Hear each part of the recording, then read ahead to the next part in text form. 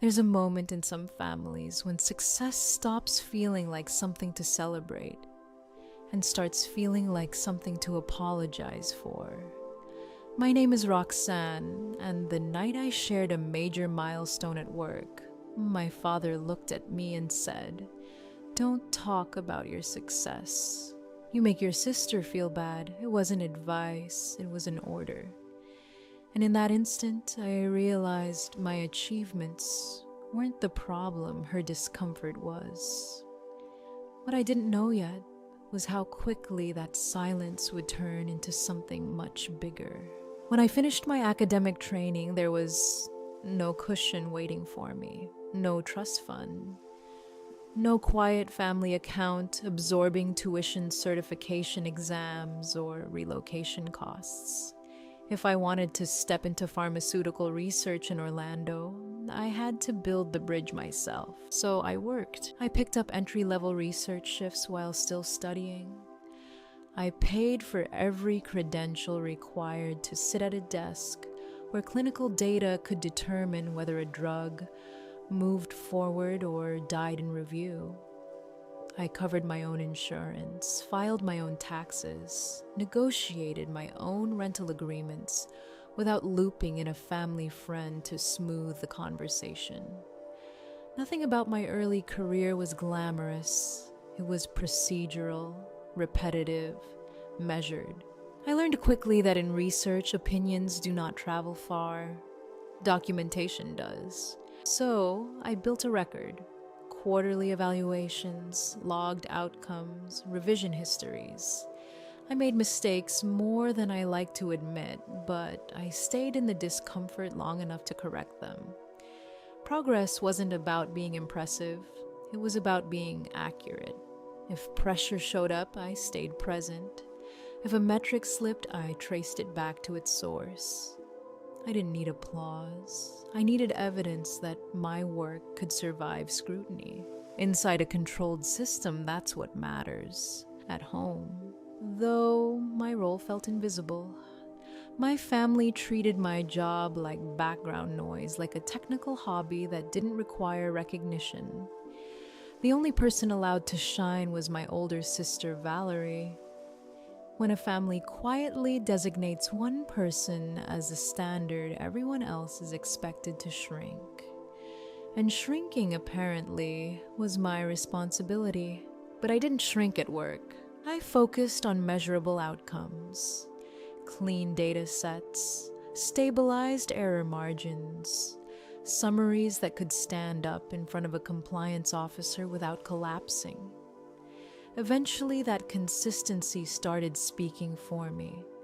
A supervisor pulled me aside and asked whether I would consider being evaluated for a specialized analyst track.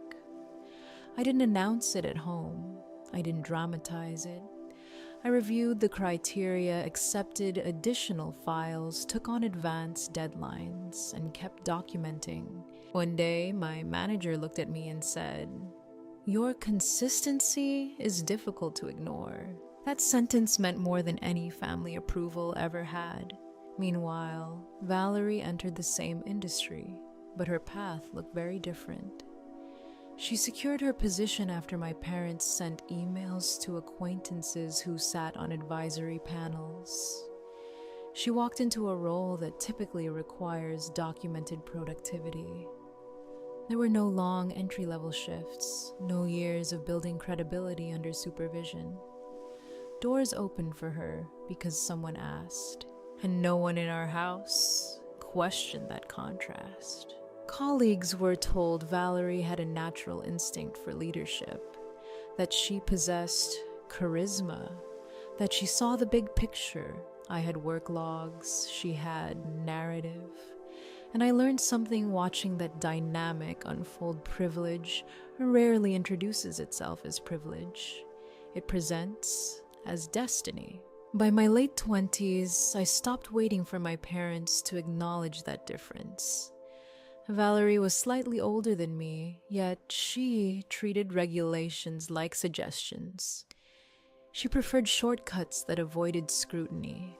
I couldn't relate. Clinical data doesn't bend for personality.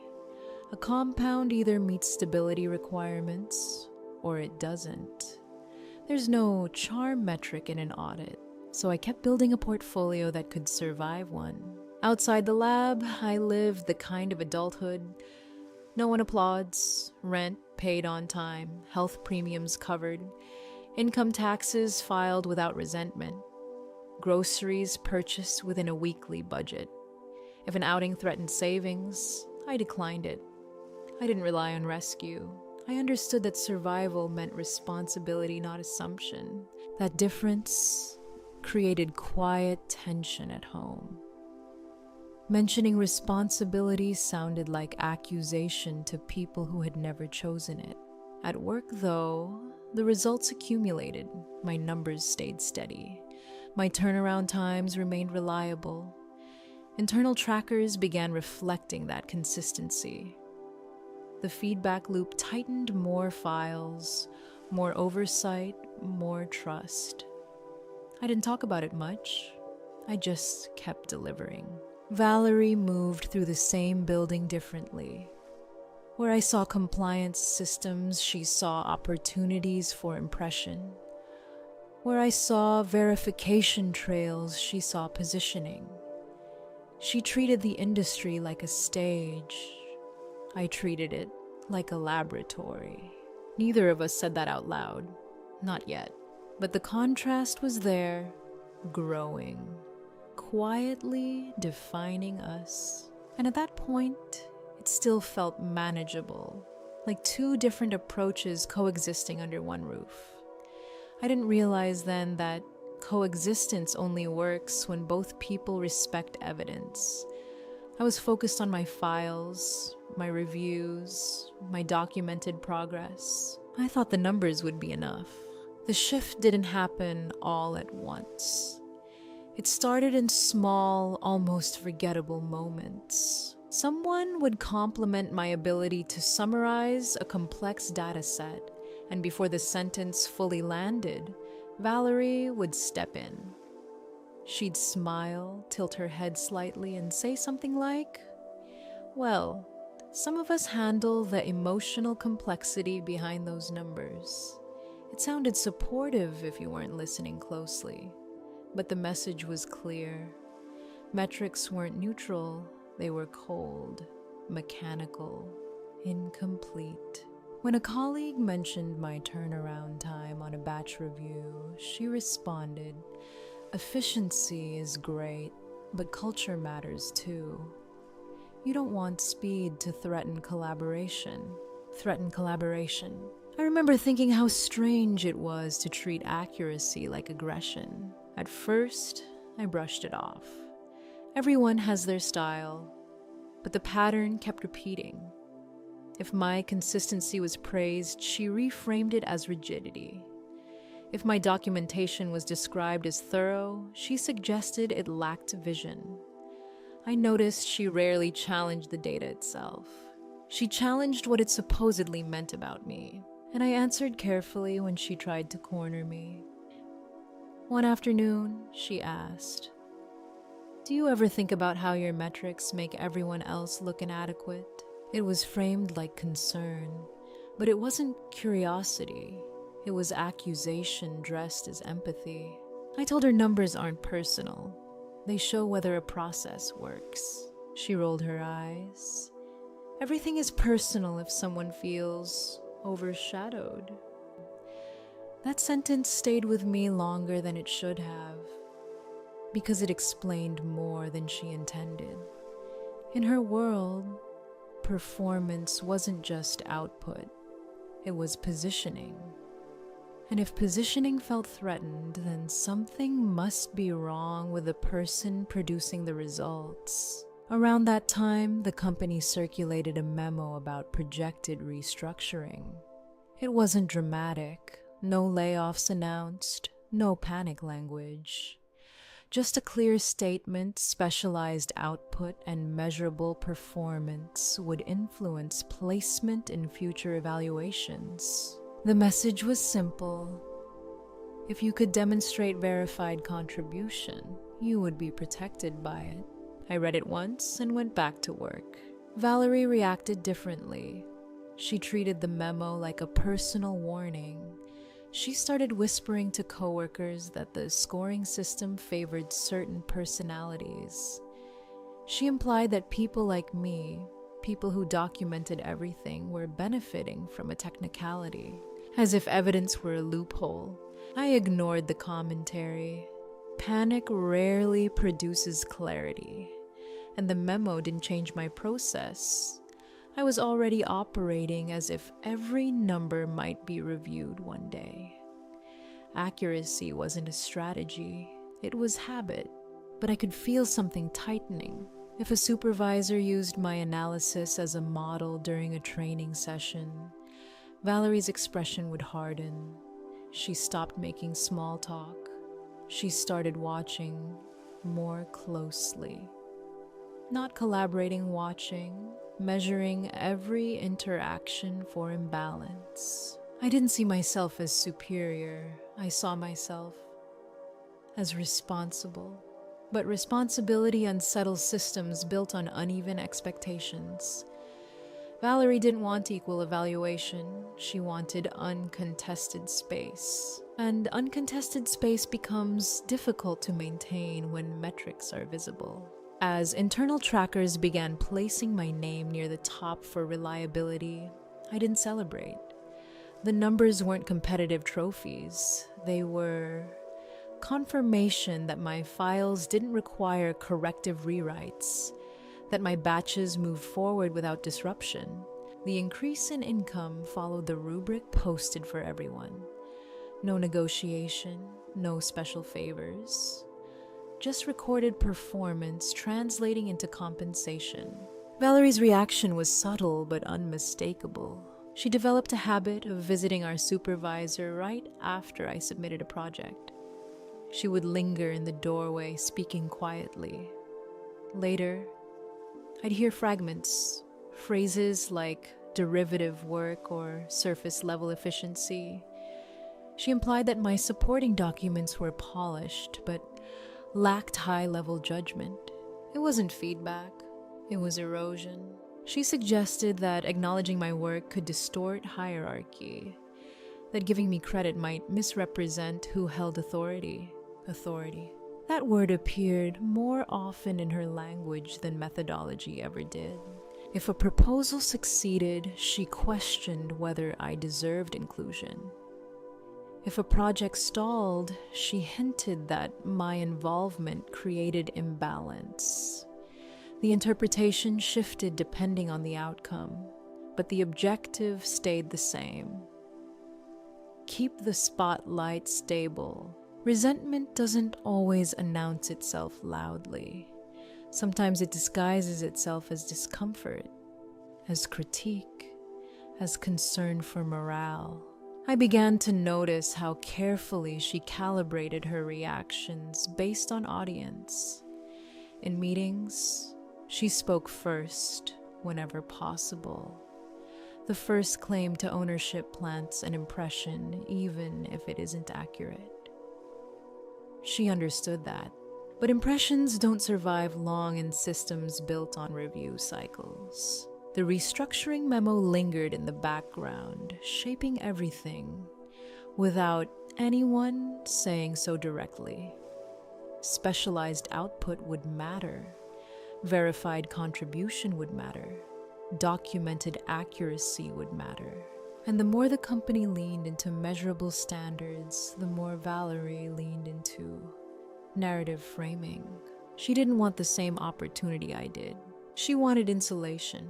I stayed steady, logged files, maintained version histories, accepted additional responsibilities without announcement. My manager noticed. The feedback remained consistent, reliable, difficult to ignore. Meanwhile, the space between us narrowed, not because I moved closer, but because the system we worked inside was slowly favoring evidence over interpretation. And when evidence begins to matter more than personality, the person who depends on personality feels the shift first. I could sense it building. Not explosive, not dramatic, Just pressure. The call came at the end of a long work day, right as I was closing my laptop. Dad didn't ask how I was. He didn't ask about the project I just finished. He cleared his throat and went straight to it. "Do not create a situation where your sister looks lesser than you," he said. "She needs space to feel accomplished." It was delivered like guidance. Calm, reasonable, almost protective. But underneath it was the same message I'd heard my entire life: adjust yourself so she can remain comfortable. He framed restraint as virtue, as empathy, as maturity, as if success had a moral ceiling and I was approaching it too quickly. I listened without interrupting. He never asked what criteria our department used to evaluate staff. He didn't ask whether the praise I received was earned. He focused on optics, on proximity, on the emotional temperature around Valerie. The assumption was simple. Her comfort determined the acceptable volume of my progress. I acknowledged his words without arguing. I had learned that emotional logic does not convert into reason just because you challenge it. It only hardens. A few days later, Mom echoed the same idea in softer language. She told me that public praise could collapse Valerie's momentum. That internal sentiment always outweighs charts. That a household should not contain competition. They spoke as if hierarchy equaled harmony, as if suppressing one daughter was an act of love toward the other. I stopped debating it. At work, the shift grew more visible. Valerie began visiting our supervisor immediately after I submitted assignments. The timing became predictable. I would send in a file, clean, complete, logged, and within minutes, she'd appear in his office. Later, I'd notice subtle changes in tone during team meetings. Questions about whether efficiency masked deeper gaps. Suggestions that my documentation style might be formulaic. The word was meant to dilute precision. She whispered that my supporting documents were derivative, that I leaned too heavily on templates, that acknowledging my contributions might distort hierarchy within the team. It wasn't overt sabotage, not yet. It was reframing, repositioning. If someone credited my turnaround time, she implied speed, threatened culture. If someone highlighted consistency, she suggested it came at the expense of strategic vision. The pattern became impossible to ignore. At first, I considered confronting her directly, calling it out, forcing clarity. But I understood the trap. Naming sabotage too early can make you look defensive, emotional, competitive. So I chose something else. I archived everything. Every internal message connected to project approvals, every timestamp, every revision log.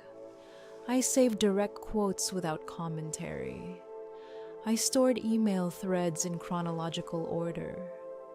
I used the compliance system the way it was designed to be used, quietly, precisely. I did not label it revenge. It was preparation. Corporations protect themselves by punishing misrepresentation, not rivalry. If anyone attempted to distort findings or ownership, I wanted an unbroken chain of documentation that could withstand review. Evidence never requires volume. It requires clarity. The temperature inside meetings shifted, subtly. Valerie started speaking first, more often positioning herself as the origin point of shared deliverables. If my slide deck demonstrated improvements in molecular binding consistency, she leaned forward and mentioned how she guided the initial direction. If someone praised the clarity of a statistical dashboard, she said she'd suggested the layout. She learned to claim before being asked. I responded by recording. Outside those meetings, I built a quiet archive. Final files, draft comparisons, system logs that captured user IDs and submission times. I didn't narrate my intentions. I didn't warn her. Documentation does not need announcement. It waits. The difference between us became clearer with each cycle. Valerie believed impressions were stronger than data. I believed data outlasts charm. Then one afternoon, HR reached out. The message was professional, not disciplinary. They requested supporting files related to a recent authorization, timelines, revision histories, author names associated with approvals, a chart explaining how our margin of error had stabilized over several quarters. The tone signaled internal review of workflow distribution. Not accusation, not panic, just verification. I felt something settle inside me, because verification was the one environment where I was most comfortable. I replied promptly. Attached the full archive, cleanly organized, chronological. Each file labeled according to submission date and authentication record. I included the margin analysis chart, the email threads confirming task assignments, and the validation portal logs that tied work to specific user IDs. There were no emotional explanations, no defensive notes, just records. When HR reviewed the materials, they scheduled a follow-up to examine how those processes had become standard practice. No one referenced Valerie's name. They evaluated data rather than reputation. That distinction mattered. Inside my family, I was told to lower my volume for the sake of harmony. Inside the corporation, clarity was protection. I did not celebrate the review. I did not frame it as victory. I simply understood that systems built on compliance respond to documentation, and I had built mine carefully. There's a difference between reacting and preparing. By the time Valerie's confidence turned theatrical, I had already shifted into something quieter. She walked into meetings with lifted shoulders and sharpened tone, speaking as if ownership were a matter of volume. She learned to interrupt at just the right second, to imply authority before anyone could question it. The performance was polished. I didn't challenge her in the room. I archived. Every finalized file went into a structured folder. Every draft carried its timestamp intact. I logged submission confirmations from the validation portal. I saved email threads where task assignments were made explicit. Who was responsible for modeling? Who handled formatting? Who approved revisions? I didn't annotate them with emotion. I didn't rename files to sound dramatic. I kept everything clinical, because corporations do not evaluate feelings. They evaluate trails. Valerie seemed to believe impressions could outweigh record keeping. She spoke as if repetition would become truth. If she claimed authorship often enough, perhaps it would stick. And in social settings, that strategy can work. But research institutions are not social settings. They are compliance structures. In compliance structures, authorship has a signature. There were moments when she tried to bait me directly. Some people hide behind numbers, she said once, leaning back in her chair. It's easier than actually leading. I didn't respond. I had no interest in defending myself through conversation. Defense implies insecurity. Documentation implies readiness. Outside of meetings, I spent evenings reviewing my own records, not to inflate them, but to make sure they were clean. Every assay linked to the correct lot number. every modeling update tied to its original dataset, every version history preserved in sequence. If someone ever opened the archive, I wanted the story to tell itself without commentary from me. This wasn't revenge, it was structural awareness. I understood something Valerie didn't seem to grasp. Corporations protect themselves first. If there is misrepresentation, they will correct it not to protect anyone's pride, but to protect liability. Emotional narratives collapse under audit. Records don't. As her tone grew bolder in meetings, as she hinted more openly at being the guiding force behind our project, I felt less anxious, not more. The louder the claim, the more valuable the trail became. I compiled everything into a formal portfolio. Logs, peer feedback, timeline charts showing origin points and revision chains. It remained neutral, exact, almost boring in its precision. Then I sent it through the proper channel to Holden. No dramatic subject line, no accusations, just documentation attached for review. 10 minutes later, my phone buzzed. "Let's schedule a separate discussion after the ceremony," Holden wrote. "I want to walk through your portfolio." The tone wasn't confrontational. It wasn't doubtful either. It was interested. And in that small shift from assumption to review, I recognized something had changed. The ballroom felt smaller than it should have. Not because of the size, it was a mid-sized space arranged neatly by HR round tables, facing a modest stage, but because of the tension sitting in the air. You could feel it in the way conversations paused half a second too long, in the way people adjusted their programs without really reading them. This wasn't just an internal recognition event, it was a recalibration. I sat in the second row, exactly where Holden had asked our research group to be visible to the front office, close enough to the podium that no one could disappear into the back. Valerie stood near the stage in a fitted navy dress, holding a printed slide deck she had revised without clearance. She looked composed, almost luminous with anticipation. Mom and Dad were seated near the aisle. They leaned forward, already smiling. The program director gave a brief welcome, then introduced Holden as lead sponsor for our oncology pipeline initiative. He spoke about stability thresholds, replication, integrity, the importance of documented modeling and advancing compounds responsibly.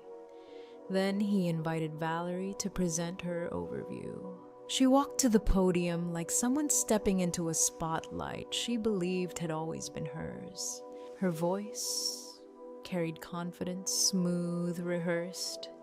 This entire stage gate rested on my quantitative analysis, she began. I pushed the modeling forward when no one else had enough stability to carry it. She paused there. Let the implications settle. Mom clapped softly before anyone else reacted. Dad followed. Valerie advanced her slides, large color blocks, clean headlines, but she skimmed past tables that required citation. She emphasized direction, leadership, intuition. When she mentioned predictive durability modeling, she spoke in broad phrases, never referencing replicates, never identifying sample counts. Then she sharpened her tone. Some people contribute busy work and call it science, she said, eyes flicking briefly in my direction. But leadership knows who actually delivers. I heard my mother whisper something triumphant to my father. Around us, the room didn't respond the way she expected. A few polite nods, a few folded arms. A director from analytics leaned toward his colleague, murmuring something I couldn't hear. When Valerie reached the section on stability modeling the core of the project, a hand lifted from the third table back. How many replicates supported the durability forecast? The analytics director asked evenly. Valerie smiled, but it tightened at the edges. We evaluated multiple scenarios to ensure robustness, she replied. That wasn't the question, he said gently. What was the sample count? She circled, used phrases like comprehensive review and cross-functional insight. She never gave a number. The air shifted, not dramatically, just enough that people began to glance at one another. Holden stood at the side of the stage, expression unreadable. He let her continue until she finished a segment on predictive consistency that referenced no raw data. Then he stepped forward slightly. Thank you, Valerie, he said. We'll invite Roxanne to share her perspective once you conclude. We want to make sure the data trail is explicit. Valerie hesitated for half a second. She tried to regain ground with a closing statement. I protected this program from instability, she declared. If there's confusion, it didn't come from my side. She stepped away from the podium with a self-satisfied nod. Mom clapped first again. The applause that followed was scattered, uneven. Holden looked directly at me. Roxanne, please walk us through your documentation and address the sampling questions raised. I didn't rush. I stood only after the room had settled completely. I carried the folder I'd prepared, not thick, not theatrical, just structured. When I reached the podium, I didn't acknowledge Valerie's remarks. I didn't defend myself. I opened to the first page. I'll begin with the raw sample submission dated February 12th, I said evenly. Registered under my user ID. Authenticated through the validation portal. I projected the timestamp on the screen. The submission number, the digital lab notebook entry linked to my initials. A director in the front row leaned forward. He recognized the format. I moved chronologically. Primary extraction logged February 14th. Equipment calibration confirmed under lot number 7, B-221. Triplicate assays completed February 16th. Replicate count 3 per sample across 5 independent cycles. There it was. A number. I displayed the assay log, each value traced to reagent, lot, and calibrated equipment. No interpretation. Just traceability.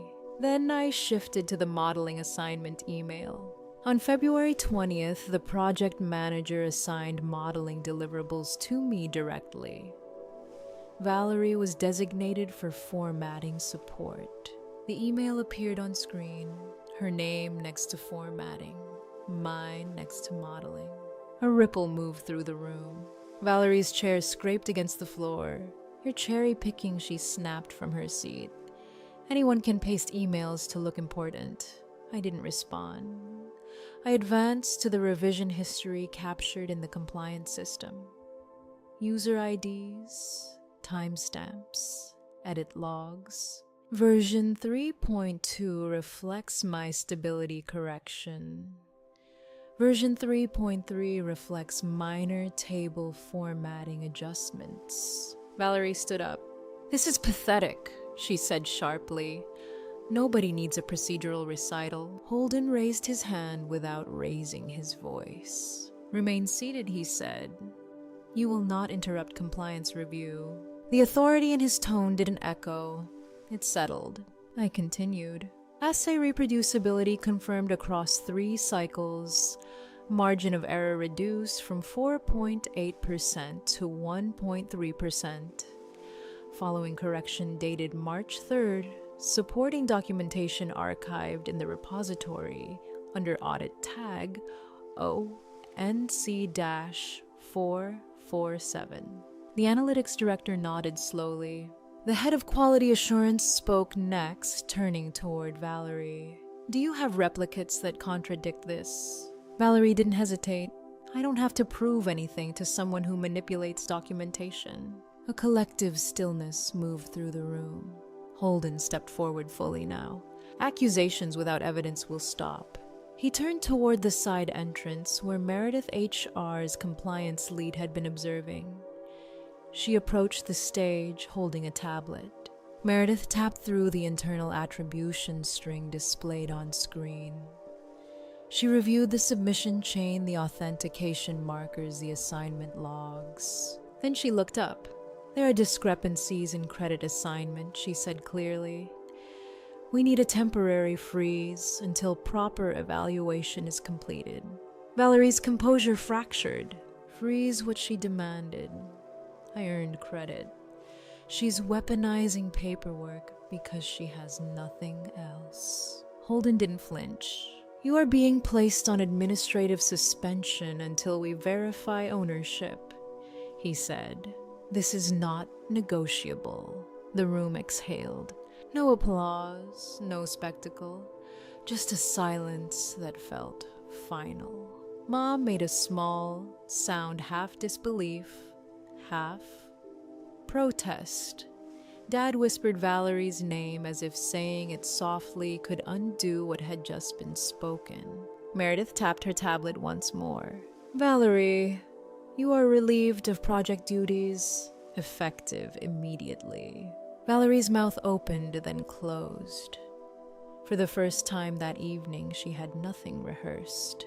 I remained at the podium, hands steady on the folder. The goal had never been humiliation. It had been traceability, and in that moment, traceability spoke louder than anything else in the room. The formal review moved more slowly than anyone expected. After the ceremony, HR did not rush to a conclusion. They requested full submissions from both analysts, raw files, version histories, access logs, and email trails tied to the research milestones presented that afternoon. The process was structured, procedural, and quiet. There were no dramatic meetings, just calendar invites, documentation portals, and repeated reminders that all materials had to be complete. Roxanne submitted what she had already prepared. Her archive included time-stamped assay logs, instrument calibration records, reagent lot tracking sheets, controlled access laboratory entries, and email chains, showing draft circulation and supervisor feedback. Each file corresponded to specific performance targets outlined in the company's quarterly objectives. She included summary sheets that cross-referenced every claim made during the ceremony with original documentation stored in the lab's compliance system. Valerie's submission was thinner. She provided slide decks, summary reports, and several emails in which she referenced our team's work. But many of the technical source files were missing or carried metadata that did not align with her stated timeline. When HR cross-checked server records, they found inconsistencies between the dates. Valerie claimed to have generated results and the actual creation and modification timestamps on the lab's secure database. The review focused on one central issue: authorship and attribution. The company's code of conduct was explicit about research integrity. Falsifying contribution records, misrepresenting data ownership, or altering documentation constituted serious misconduct. Over several sessions, HR interviewed supervisors, including Holden, who confirmed that Roxanne's portfolio had been reviewed independently prior to the ceremony, and that the technical depth of her documentation aligned with what he had seen during quarterly performance reviews. Valerie struggled to produce original assay logs under her credentials for the key experiments she had publicly claimed. In a few instances, system access logs showed that files were opened under her login after Roxanne had already archived them. The timeline did not support her narrative. The outcome was formal and restrained. HR issued a written determination, citing credit falsification, misrepresentation of research contributions, and violation of internal reporting standards. Valerie's employment was terminated effective immediately. She was informed that future reference requests would confirm only her dates of employment and position title, not performance endorsement. In the weeks that followed, Valerie attempted to secure roles at other pharmaceutical firms. Several companies requested documentation of her project leadership. Without complete supporting files and with limited reference support from her former supervisors, her application stalled. Recruiters asked for specifics she could not substantiate. Interviews that began promisingly ended without follow-up. Inside, the company operations continued. Roxanne was called into Holden's office 2 weeks after the review closed. The meeting was brief. The decision had been approved by senior leadership. She would be promoted to principal analyst. The title carried structural changes rather than symbolic recognition. She would oversee validation protocols for multiple assay lines, mentor junior analysts in documentation compliance, and participate in cross-functional review meetings with regulatory affairs. Her responsibilities expanded from execution to oversight. She was assigned budget visibility for laboratory supplies and given authority to approve procedural revisions before submission to quality assurance. There was no celebration in the lab. Her desk moved to a quieter corner near the data review station. She received new access permissions and a revised performance framework focused on team output and audit readiness. The expectations were clear, measurable accuracy, reproducible results, and documentation standards that could withstand external inspection. Roxanne accepted the transition the same way she had approached every phase of her work with documentation. She scheduled meetings with the analysts now reporting to her. She created shared folders for standardized logging templates. She reviewed calibration compliance personally during the first month, not to assert control, but to establish consistency. The company's response had followed its logic evidence over emotion records over rhetoric. Roxanne did not speak publicly about what had happened. She updated her credentials, adjusted her workflow, and continued building measurable outcomes, this time with broader responsibility attached. There was no visible triumph, only continuity. Work as it always had moved forward. The call came 3 days after Valerie's termination became official. Roxanne recognized her father's number immediately. She let it ring once, twice, then answered. He did not begin with questions. He began with accusation. "You humiliated your sister," he said. Not loudly, not shouting, but with the controlled intensity he reserved for moments he believed moral order had been violated. "You could have handled that privately. Instead, you weaponized it." Roxanne stood at her kitchen counter, the lab's compliance binder still open beside her laptop. She'd been reviewing validation notes for a new assay line.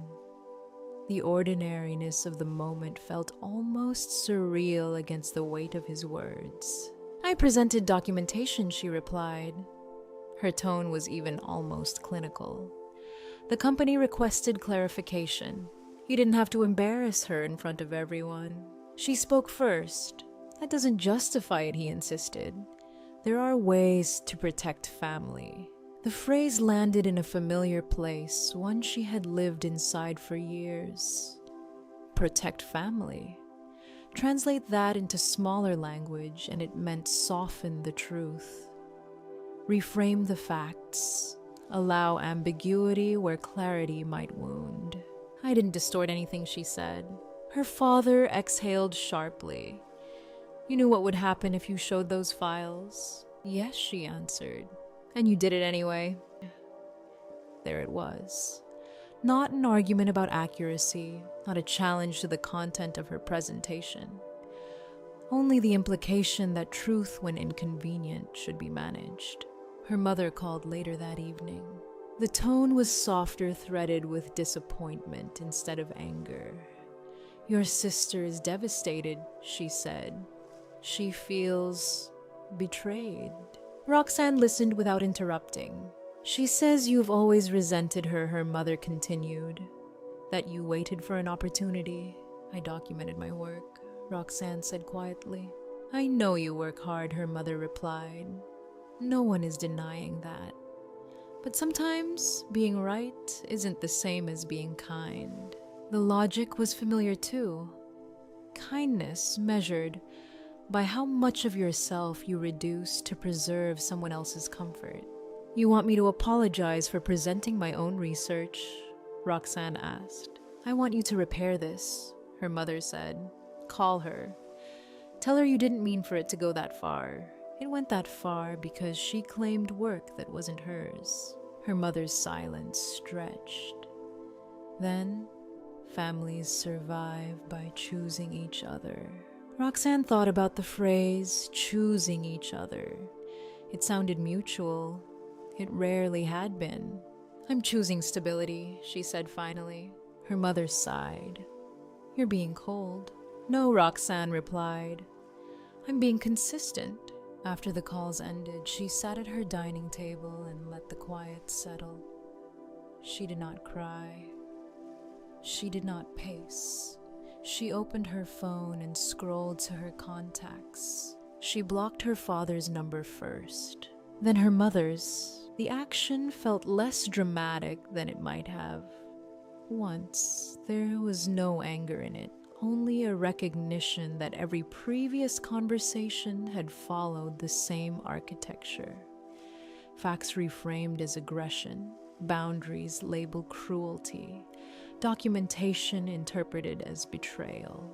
She had spent years believing that if she explained carefully enough, demonstrated clearly enough, showed her work, thoroughly enough, understanding would follow. Corporations responded to documentation. Her family responded to narrative. The difference was no longer theoretical. In the lab, evidence established reality. Timestamps mattered. Logs mattered. Version histories mattered. When discrepancies surfaced, the solution was not emotional negotiation, it was record review. At home, evidence was often treated as escalation. She stood and closed the compliance binder on her counter. The motion was small but symbolic. In the workplace, documentation protected systems. In her personal life, silence would have to serve that function. Silence, she realized, was not the same as suppression. It was containment. She did not need to issue counter-arguments. She did not need to draft careful explanations that would be interpreted as attacks. She did not need to submit exhibits to a court that had already chosen its verdict. Stability required less noise. In the weeks that followed, she redirected her energy toward structure, finalizing standard operating procedures for her team, refining mentorship schedules, reviewing audit readiness checklists, measurable outcomes, clear expectations, transparent systems. Her phone remained quiet. There were moments, brief and involuntary, when memory pressed in. Holidays, shared dinners, the familiar choreography of family gatherings. But memory did not override pattern recognition. Integrity, she understood now, was not simply about telling the truth. It was about refusing to distort it under pressure. Distance was not punishment. It was protection. One evening, as she locked her apartment door and stepped into the hallway, she paused. Not out of doubt, but out of clarity. She had not chosen conflict. She had chosen documentation. She had not chosen humiliation. She had chosen accuracy. If reconciliation required revision, it would not be built on integrity. And integrity, she knew, sometimes required distance. Sometimes the hardest line to hold is the quiet one. Boundaries aren't weapons, they're safeguards for your integrity. And when emotions twist the story, documentation has a way of standing steady, long after distortion fades. If you've ever been asked to shrink so someone else could feel taller, take a moment to reflect on that. I'd love to hear your thoughts. If this story resonated, stay connected for more conversations like this.